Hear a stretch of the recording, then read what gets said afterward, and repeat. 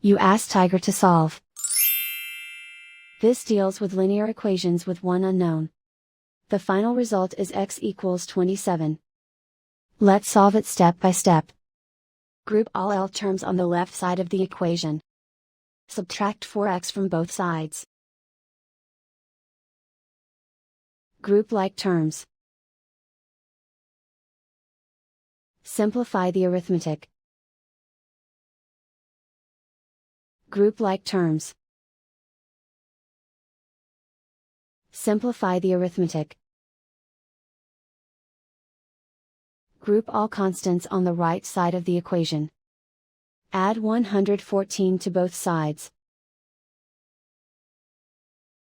Simplify the arithmetic.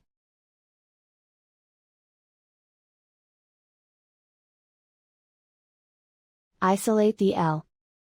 Divide both sides by 8. Simplify the fraction. Find the greatest common factor of the numerator and denominator. Factor out and cancel the greatest common factor.